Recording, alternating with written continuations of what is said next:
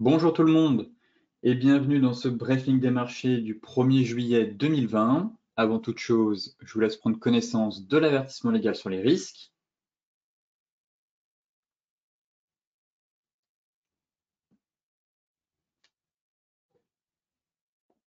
Et tout de suite, direction les marchés, en commençant par les bourses européennes qui ont quand même terminé en ordre dispersé mardi, la dernière séance d'un trimestre marqué par le rebond des actions mondiales après la chute du précédent lié à la pandémie de coronavirus et bien sûr au confinement. Alors pour le CAC 40, le trimestre avril-juin se solde par un rebond de 12,28% après la chute de 26,5% subie les 3 premiers mois de l'année. L'indice parisien ramène ainsi à 17,5% son repli depuis le 1er janvier. Alors ce rebond, bien évidemment, s'explique par la reprise progressive et encore partielle de l'activité économique après le choc provoqué en mars par le confinement à grande échelle décidé face à la propagation rapide du coronavirus, mais aussi par le soutien des banques centrales en inondant le marché de liquidités. Alors l'incertitude sur l'évolution de la pandémie continue de préoccuper les investisseurs, même s'ils restent sensibles à tout signe d'amélioration de la conjoncture. Parallèlement, on a toujours ce sentiment de guerre froide puisque les investisseurs continuent de surveiller l'évolution des tensions entre la Chine et les États-Unis, alimentées encore hier par l'adoption à Pékin de la nouvelle loi sur la sécurité nationale à Hong Kong.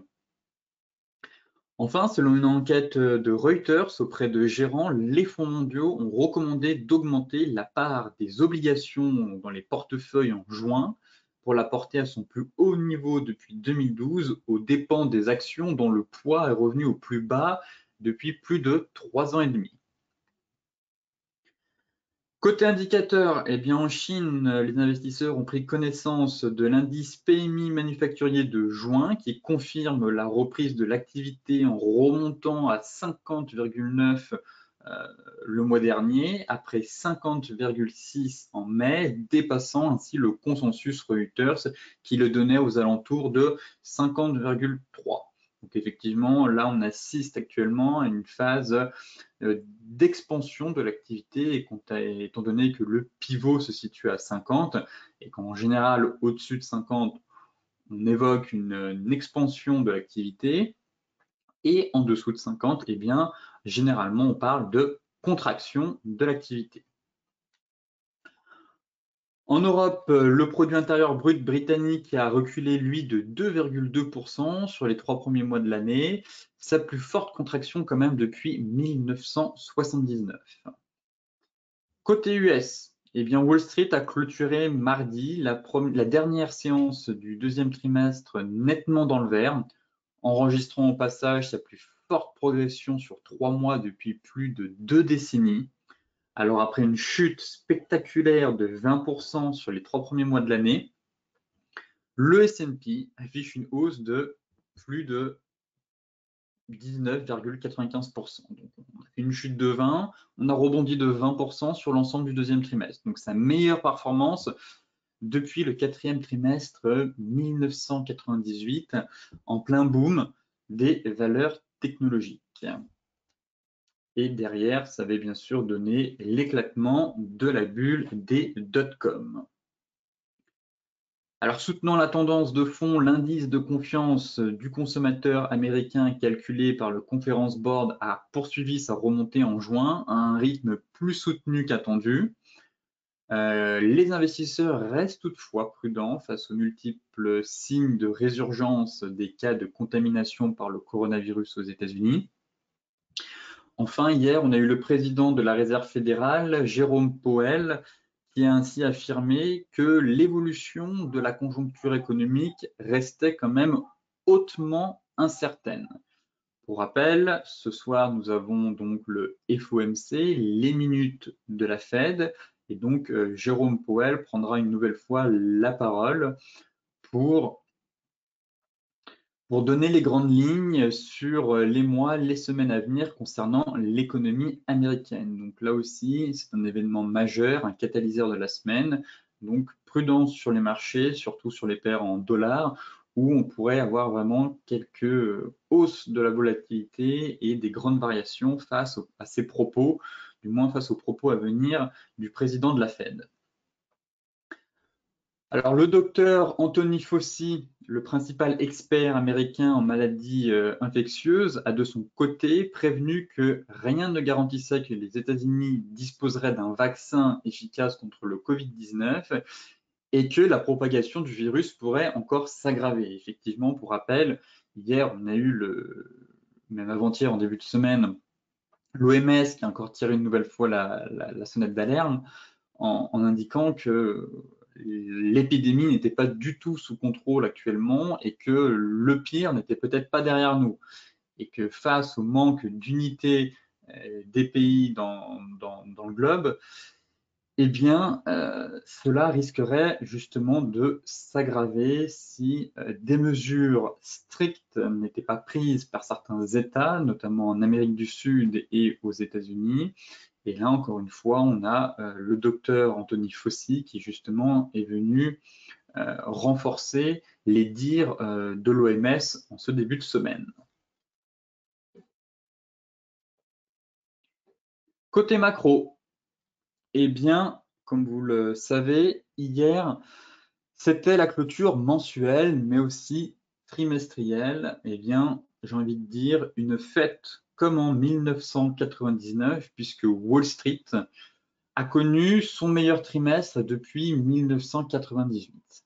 Alors, le S&P 500 a progressé de 20% au deuxième trimestre. Donc ici, nous avons le Nasdaq, le S&P, le Dow Jones. Donc le S&P en bleu, pardon, après avoir perdu 20%, a repris 20%. Et le Nasdaq Composite, pas le Nasdaq 100, a grimpé de 31% au deuxième trimestre. Donc son plus haut niveau depuis 1999. Effectivement, on a atteint les 31. La dernière fois qu'on avait atteint ce niveau, eh bien, c'était quasiment ici, vous voyez, en 1999 justement. Tandis que le Dow Jones, lui, a fait un bond de 18% et a réalisé quand même son meilleur trimestre en 33 ans. Donc, ça montre à quel point la force des marchés et le rebond a été extrêmement puissant. Je ne pense pas que nous allons assister à une continuité de cette hausse durant les mois à venir, étant donné qu'on démarrait de très bas. On a eu un excellent rebond, un très joli rebond de la part de l'ensemble des indices mondiaux. Toutefois, cette hausse n'est pas soutenable sur le long terme. Si on regarde des graphiques en mensuel et qu'on voit la dynamique de la hausse, cette hausse n'est pas soutenable. Ce n'est pas pour autant que les indices ne vont pas, certes, continuer à monter, mais enregistrer des performances aussi stratosphériques, eh bien, ce n'est pas soutenable sur le long terme. Force est de constater que si on regarde par le passé, un peu les dernières fois qu'on avait atteint de telles performances, on n'avait jamais eu une continuité sur le long terme. Même en 2008, l'un des plus gros cracks de l'histoire, derrière, vous voyez bien que le rebond, on était plutôt aux alentours de 15 et 20 pour le Nasdaq. Là, on a quand même fait 30 et quasiment 20 et 18. Donc, et derrière, c'était quand même retombé. À chaque fois, on a quand même ce même scénario. Et là, on a vu l'éclatement des dot-com, bien évidemment. Mais j'invite à la prudence sur ce rebond, certes sur une reprise économique. Il faut encore laisser du temps au temps pour affirmer une reprise économique rapide en V, mais surtout alimentée artificiellement par les liquidités des banques centrales. Donc maintenant, on verra bien dans les mois à venir si les indices et les investisseurs vont vouloir garder cette dynamique-là. mais prudence étant donné que les arbres ne montent pas jusqu'au ciel et qu'une hausse aussi impressionnante n'est pas faite pour perdurer dans le temps. En tout cas, on pourrait assister certes à une performance encore relativement bonne, mais je ne pense pas que dans les prochains trimestres, les indices vont réaliser une performance de plus 20, plus 30% sur les 3 prochains mois. Ici, c'est le bilan de la BCE. Donc, comme d'habitude, je vous ai déjà montré ce graphique, mais là, on a atteint quand même un nouveau record. On voit un véritable spike depuis peu. Donc, effectivement, le bilan de la BCE a atteint plus de 6 000 milliards d'euros pour la première fois. Alors, le total des actifs a augmenté de 600 milliards d'euros, soit 11% pour atteindre 6 240 milliards d'euros. Grâce à la prise en charge massive des opérations de refinancement à plus long terme par les banques, donc le fameux TLTRO, et effectivement, les banques ont contracté environ 1310 milliards d'euros de prêts à long terme auprès de la BCE à un taux d'intérêt inférieur à zéro. Donc, en gros, la BCE les a payés pour qu'elles puissent emprunter sur les marchés. Et il faut savoir que ce petit cadeau fait par la BCE représente quasiment en fait 26 milliards d'euros. Ce n'est pas rien. Donc le fait de pouvoir emprunter à taux négatif, eh bien forcément lorsqu'on vous paye pour emprunter, eh bien les banques se sont ruées auprès de la BCE pour contracter ces prêts de long terme. Et aujourd'hui, le bilan de la BCE équivaut désormais au record de 52% du PIB de la zone euro. Donc, il y a encore quelques semaines, on était aux alentours de 44, 42, 45% du PIB. Et là, on vient d'atteindre le plafond des 52% du PIB de la zone euro, ce qui est absolument un record dans l'histoire de la BCE. Et encore une fois, pour remettre les choses en perspective, si on regarde en 2008, lorsque la BCE avait aussi dû, pour soutenir l'économie, augmenter son bilan, eh bien on se rend compte que c'est juste une goutte d'eau par rapport à la crise du Covid. Et là, le bilan a quasiment été 4008. On a pris 1500, presque 1500 milliards en seulement quelques mois. Et le bilan de la Fed, lui, a quand même pris plus de 3000 milliards. Donc actuellement, les banques centrales ont quand même fait all-in pour soutenir, quoi qu'il en coûte, les marchés financiers pour éviter l'effondrement du château de cartes.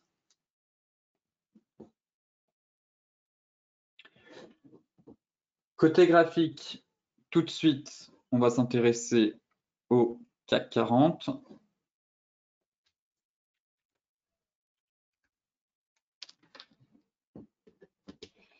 Le CAC 40 dans le rouge, pardon.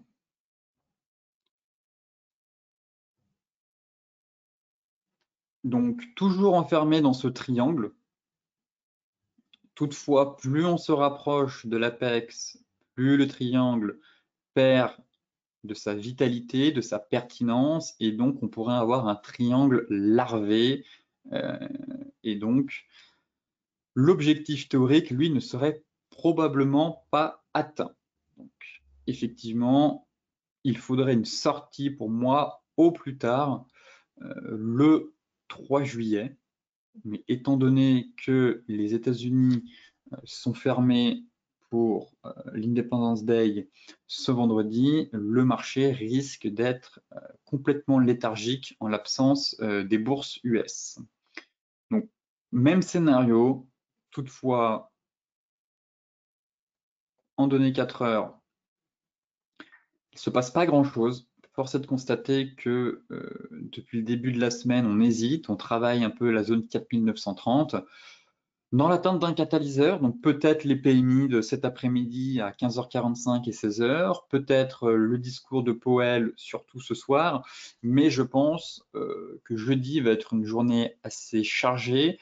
on a pas mal de news macro, étant donné que normalement le NFP a lieu le vendredi.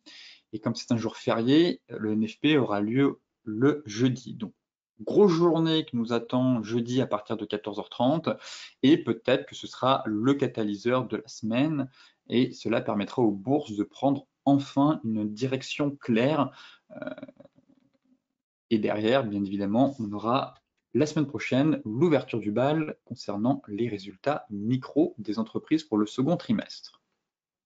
Donc en 4 heures, même point de départ, même constat, hein, toujours un peu cette phase léthargique sur le CAC 40, et on ne parvient pas à s'extraire d'une des deux bornes qui devrait logiquement donner le tempo pour la suite. Hein. Donc accélération peut-être en direction des 5050, ou au contraire, retour sur la zone de polarité à 4006. En 1 heure, est-ce qu'on a des informations? On pourrait quasiment avoir un deuxième triangle ici en 1 heure.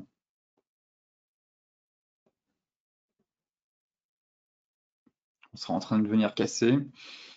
Bon, pourquoi pas, hein, mais on constate qu'on est vraiment dans une grosse phase d'hésitation et que le marché est complètement indécis en fait. Et reste dans l'attente d'un catalyseur. Du moins, les bourses européennes sont un peu paumées en l'absence des US depuis plusieurs semaines maintenant. Et elle manque de carburant. Voilà. Donc, en l'absence de carburant, eh bien, le CAC ne parvient pas à reprendre de la hauteur, contrairement aux bourses US qui, elles, ont quand même inscrite enfin pas un sacré rebond, mais une sacrée séance dans le vert hier, surtout sur le Nasdaq et le Dow Jones. Mais les bourses européennes ne profitent pas, en tout cas, du rebond qu'on a eu, de la séance positive qu'on a eue hier sur les bourses américaines. Donc, conclusion, attendons le discours de Powell ce soir avant d'établir des scénarios, étant donné que c'est quand même lui qui va driver le marché à partir de 20 heures. Alors le DAX, on a eu une panne sur le Xetra, effectivement, toujours, l'indice ne cote pas, il y a une panne actuellement sur le Xetra, l'indice allemand, donc on va faire très rapidement une revue de marché sur l'indice, mais étant donné qu'on n'a pas de cotation, c'est un peu compliqué. Même constat. Bon, voilà, on a ouvert ce matin, pas de cotation pour le moment, et on est dans le triangle toujours, on est dans le triangle, mais pour le moment, pas grand-chose à dire sur l'indice, étant donné que nous avons pas de cotation pour le moment. Peut-être que cela reviendra en début d'après-midi.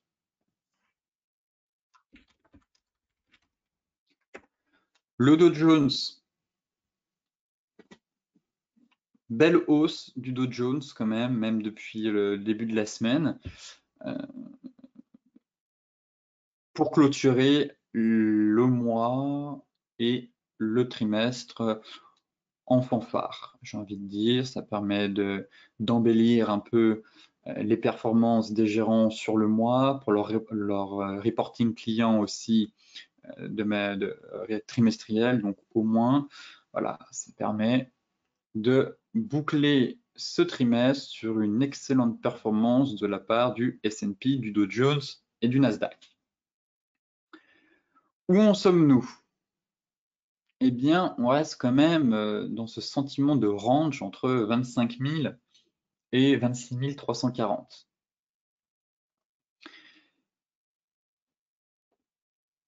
En données 4 heures, effectivement, si on a eu un triangle ici, un triangle descendant, en fin de séance, on est venu casser l'oblique haute, donc à confirmer aujourd'hui, on est quand même, voilà, moyenne mobile 50 qui vient ici coiffer les prix, donc attention bull trap, et encore une fois, attention au discours de Powell et au NFP demain. Donc, je préfère pour le moment prendre du recul, étant donné qu'on a quand même deux gros catalyseurs à venir en même pas 24 heures. Donc, on peut s'attendre au meilleur comme au pire. Alors certes, Powell va dire qu'il va continuer à soutenir les marchés, mais Powell continue de dire que la reprise ne sera pas aussi rapide qu'espéré et que la reprise est même hautement incertaine. Derrière, les marchés, en fonction de comment vont être interprétés les propos du président de la Fed, eh bien, les investisseurs pourraient être déçus, comme ça avait été le cas lors de la dernière réunion. Ainsi, nous ferons le point plus précisément sur l'ensemble des indices demain, voire vendredi, suite au NFP et au FMC. Ça permettra justement d'avoir un peu plus de visibilité, étant donné qu'on était vraiment dans une phase de consolidation. Vous voyez le CAC dans un triangle, le DAX dans un triangle, le Dow Jones qui donne le sentiment qu'il est lui aussi dans un triangle. De ce fait, attendons que les catalyseurs soient passés, que les investisseurs aient digéré l'ensemble de ces annonces pour y voir un peu plus clair sur l'ensemble de la semaine.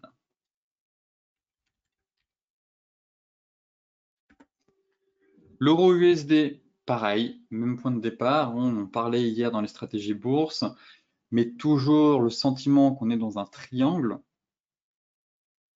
Ici, triangle descendant et qu'on est compressé entre 1,1270 et 1,1180.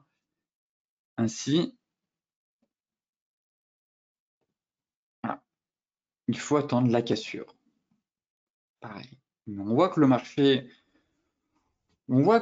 attend quelque chose. On voit que le marché est sur beaucoup de classes d'actifs, le pétrole, le forex, les matières premières, les indices. On consolide vraiment. Soit on a le sentiment que sur certaines classes d'actifs, on est à bout de souffle, soit dans l'attente d'un événement clé qui permettrait de déclencher une accélération, soit la hausse, soit la baisse. Mais là, pour le moment, depuis plusieurs séances, voire plusieurs semaines sur certaines classes d'actifs, eh bien, il ne se passe pas grand-chose. Le marché en veut plus. Le marché a digéré pas mal d'annonces.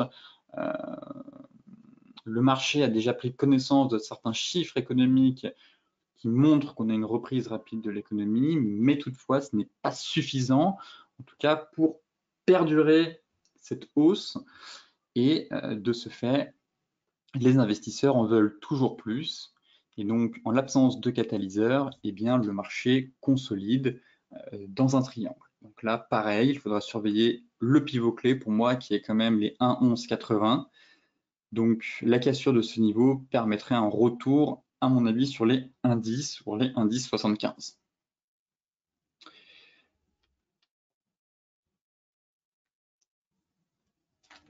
En données 4 heures, moyenne mobile 200 qui arrive en soutien aussi ici, mais toujours enfermé dans ce triangle. Donc voilà, le pivot clé 1,1180 ou 1,1270. On verrait déjà un premier signal, mais n'oublions pas qu'on a la moyenne mobile 200 et l'oblique de long terme qui vient coiffer les prix. Peut-être que Powell ce soir va donner du grain à moudre aux investisseurs sur la paire euro-dollar. Donc attention à votre exposition sur les paires en dollars, car on pourrait avoir pas mal de volatilité dès 20 heures. L'AUD-USD qui était dans un triangle et qui venait tester la borne basse hier, finalement a rebondi.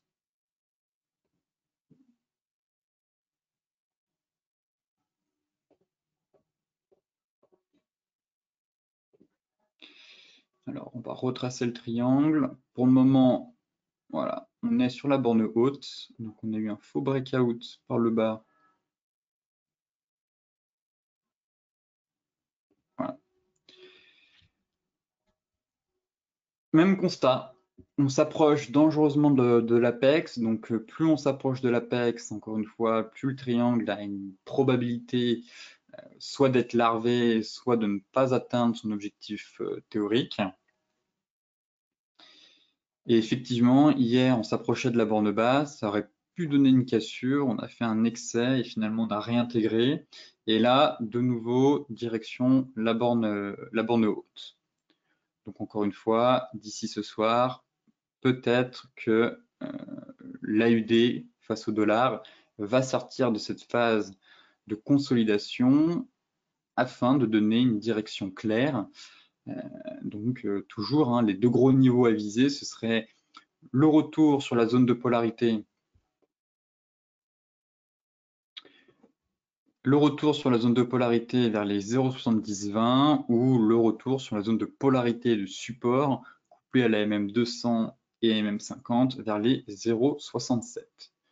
Effectivement, on peut encore tracer le triangle en daily et pour le moment, voilà, on constate que c'était surtout de la mèche, mais que on pourrait vite arriver à maturation, j'ai envie de dire, si la paire ne se décide pas rapidement à casser l'une des deux bornes. Mais encore une fois, sentiment d'indécision, comme sur l'euro-dollar, comme pour cette paire, comme le CAC, vous voyez, on évolue quand même dans beaucoup de triangles, ce qui montre à quel point les marchés sont complètement indécis, malgré la hausse qu'on a eue hier, surtout sur les indices américains. L'euro CHF, prudence, attention au dérapage, ça peut faire très mal sur l'euro CHF. On est sur le fil du rasoir. Là, actuellement, on cède du terrain, on était dans un range 4 heures. On est en train d'enfoncer, pour rappel, la zone de polarité majeure située à 1,0630 qu'on était venu taper une fois en 2016 et en 2017. Donc là, en daily, on est en train d'enfoncer ce niveau, on est en train d'enfoncer la moyenne mobile 50 qui servait de support.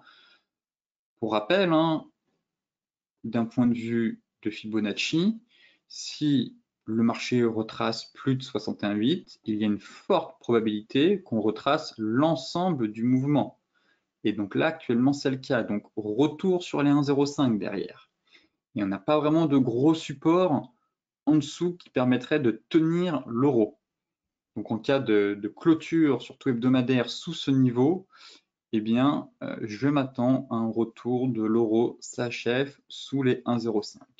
Et à partir d'ici, ce sera un niveau intéressant pour se positionner, étant donné que la BNS défend ce seuil psychologique des 1,05. Là, il y aura des achats à bon compte à effectuer. Mais pour le moment, on est même sur une sortie de range 4 heures. Vous voyez, range 4 heures, et on a une bougie qui tente, encore une fois, de percer le niveau de support qui correspond à la borne basse du range. Donc derrière, phase de baisse, consolidation, et attention, cette bougie n'est pas encore clôturée, mais on pourrait très rapidement avoir une dégringolade en direction des 1,0570 pour viser l'objectif historique du range, et derrière, retour sur les plus bas annuels proches des 1,05.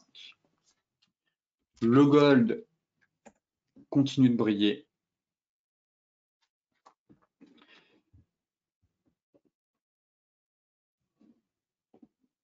On va se mettre en hebdo. Eh bien, nous y sommes, dans la fameuse zone des 1800-1790. Que dire sur le gold, si ce n'est magnifique? Le gold est sûrement l'un des seuls actifs qui n'est pas indécis. Le gold, c'est cette direction. Le gold a envie de monter et d'inscrire des nouveaux plus hauts, que ce soit annuel et peut-être historique d'ici la fin de l'année. Mais force est de constater que c'est haussier sur toutes les unités de temps. Trimestriel, mensuel. La clôture trimestrielle est juste magnifique, plus 12, et on clôture au-dessus des précédentes clôtures. Donc vraiment une clôture parfaite. Très belle dynamique haussière, soutenue par les prix, soutenue par la moyenne mobile 50. Un peu cet effet de soucoupe qu'on a là, cette figure de continuation chartiste. En hebdo, bon, on s'attaque à la zone chaude. On s'attaque à la zone chaude, c'est le niveau des 1790, 1800. Voilà, donc ça c'est la zone, on peut dire que c'est la ligne de coup de cette fameuse soucoupe. Et donc, c'est ici que tout va se jouer, en fait. Clairement, la cassure de ce niveau devrait propulser l'or en direction des 1880 et derrière, à moyen long terme, dépasser mais aisément les niveaux historiques. Hein. Actuellement, les planètes sont alignées pour l'once d'or, que ce soit d'un point de vue technique ou fondamental. Tous ces éléments plaident pour une poursuite de la hausse. Mais à court terme, voilà, on est sur un seuil majeur. C'est ici que l'action va se passer, clairement. Donc, clôture hebdomadaire au-dessus de 1008. Pour le moment, je considère qu'un objectif majeur a quasiment été atteint. Il y a encore de la place pour aller chercher les 1810, ce niveau qui correspond à l'objectif théorique de sortie de range, mais toutefois, ne soyons pas trop gourmands, on a quand même atteint un objectif, la résistance est clairement visible, et donc les prix pourraient travailler. Ce niveau est peut-être consolidé entre 1800 et 1750. Mais par contre, la cassure hebdomadaire des 1008 ouvrirait la voie à une accélération haussière jusqu'au prochain palier. Le Brent.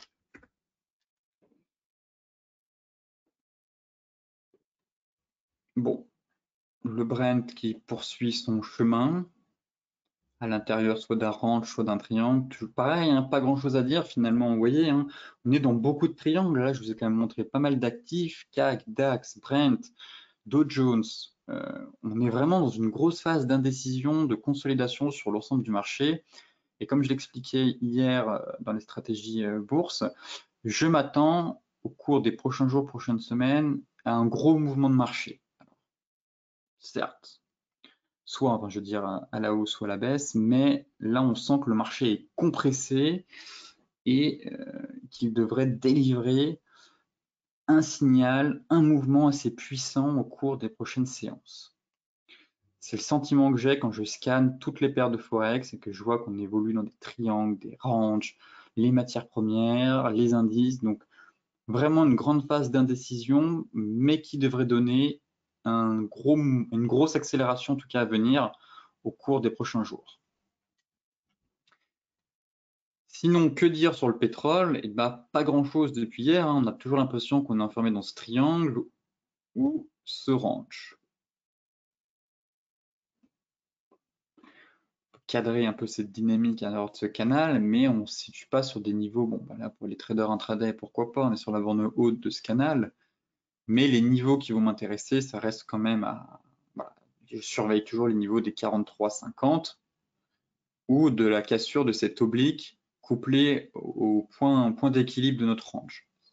Si on part du principe qu'on a potentiellement un range.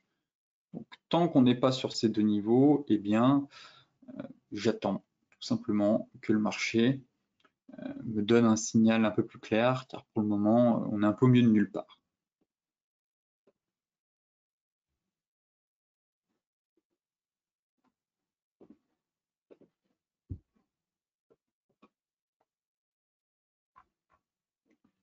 Certes, on a réussi à clôturer au-dessus de la résistance des 41,5, mais étant donné qu'on est dans une phase un peu de consolidation, vous voyez, on a l'impression que c'est un peu une passoire, on perce au-dessus, on repasse en dessous, au-dessus, en dessous, au-dessus. Donc, dans des phases de consolidation, les niveaux de résistance ou même de support ne sont pas toujours très pertinents, étant donné que le marché bien effectue ce qu'on appelle un ping-pong entre ces deux bornes.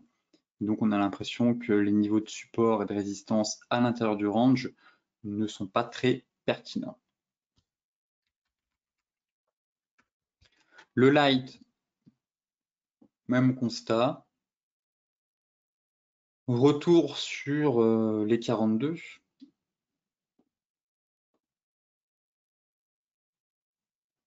Donc retour, on tente d'aller chercher la résistance des 42 qui correspond au point bas de 2018 et de 2017 quasiment.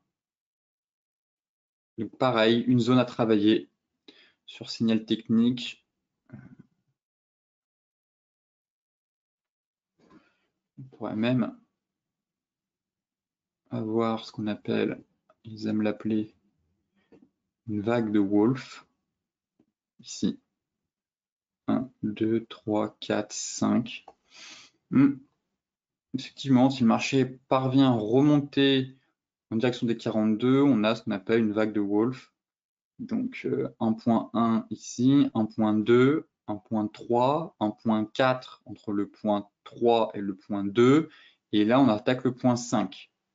Et derrière, si on a un chandelier ou une incursion au-dessus, derrière on réintègre, ça forme la vague de Wolff. Et l'objectif, c'est de tracer son oblique entre le point 1 et le point 4, ce qui donne l'objectif théorique. Je ne suis pas un spécialiste de ce setup, mais il est très efficace. Et c'est important de connaître un peu toutes les notions de l'analyse technique.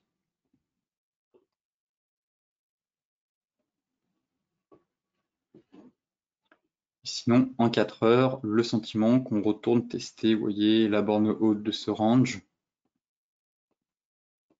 couplée à la borne haute du canal.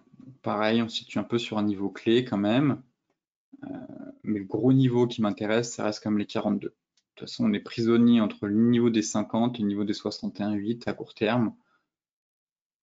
Encore une fois, ce qui montre à quel point le marché est dans une phase d'hésitation la plus profonde. Pour terminer, le Bitcoin, mais lui aussi, c'est exactement la même chose. On sent un marché complètement léthargique en fait. Toujours aussi léthargique que le Bitcoin, mais c'est pas le seul, hein. Il y a pas mal de paires de Forex qui sont dans le même cas. Et c'est intéressant de voir finalement qu'on a ce même scénario sur les cryptos, les matières premières, les indices, le Forex. Finalement, ça touche toutes les classes d'actifs. Donc, la prudence est de mise car pour le moment, on a le sentiment, que tout baigne, j'ai envie de dire, mais attention, on pourrait quand même avoir quelques surprises dans les semaines à venir. Et concernant le BTC, eh bien, pas grand-chose à dire, hein. On voit que les bougies ici, il ne se passe absolument rien. Moins 0,5 pour une crypto qui est censée être plutôt volatile, on a des séances complètement léthargiques. Donc, sur la borne basse du canal haussier, et en hebdo, vous voyez, on fait des bougies qui ont du corps, puis on diminue, puis on diminue, puis on diminue, puis on diminue, puis on diminue. Au fur et à mesure des semaines, les bougies ne ressemblent quasiment plus à rien. Là, depuis le début de la semaine, open égale close. Donc, j'ai envie de dire, attendons. On a ce même scénario sur l'ensemble, enfin sur beaucoup de classes d'actifs, hein. Je le redis encore une fois.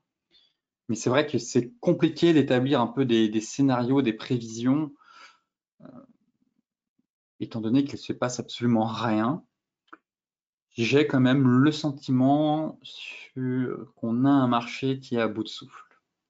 Ce n'est que mon avis, mais quand je regarde la dynamique des prix, quand je regarde la tête des bougies, sur certaines classes d'actifs, voilà, j'ai le sentiment d'un marché qui est arrivé, voilà, qui n'en peut plus, qui semble être à bout de souffle, et que si on n'a pas rapidement un gros catalyseur qui pourrait donner du carburant dans ce flux haussier fulgurant, eh bien, ça pourrait vite retomber. On pourrait vite retomber, et puis la fête pourrait se terminer très rapidement. Donc là, on a clôturé un trimestre en fanfare. Derrière, il faut le tenir. Donc, les performances passées ne présagent pas des performances futures.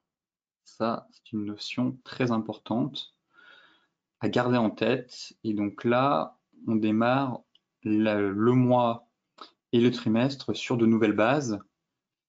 Donc, voyons voir si les investisseurs en ont toujours sous le coude pour continuer la fête soutenue essentiellement par les banquiers centraux.